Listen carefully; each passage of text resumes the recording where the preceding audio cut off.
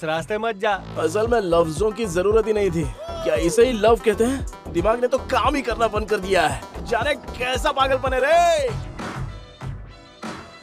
तेरी जिंदगी तो हिट फिल्म बन गई है। आज के रिव्यू करब बाउलगाम मुवी। तो केमन হয়েছে মুভিটা আপনার কি দেখা উচিত?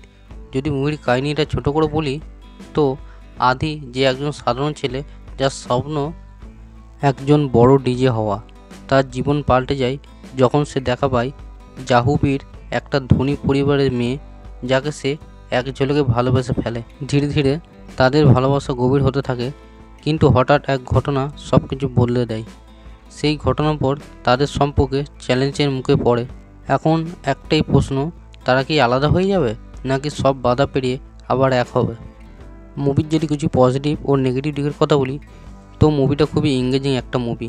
মুভিটা দেখার সময় আপনার কোথাও বোরিং লাগবে না এবং খুবই ভালো রোমান্টিক মুভি হয়েছে এটা, এবং রোমান্টিক ও ইমোশনাল সিনগুলো খুবই ভালো করেছে, যেগুলো আপনারা কানেক্ট করতে পারবেন।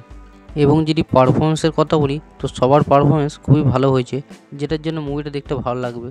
এবং মুভিটা অনেক কিছু শেখার আছে যে ক্যারিয়ার কতটা ইম্পর্টেন্ট, যেটা না থাকলে গার্লফ্রেন্ডের কাছেও সে সম্মান পায় না।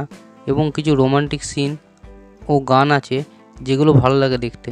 এবং মুভিটা সেরকম কিছু নেগেটিভ দিক নেই গো। আপনি যদি একটা ভালো ইমোশনাল রোমান্টিক মুভি দেখতে চান তো এই মুভিটা দেখতে পারেন। আর এরকমই ভিডিও পেতে সাবস্ক্রাইব করতে ভুলবেন না।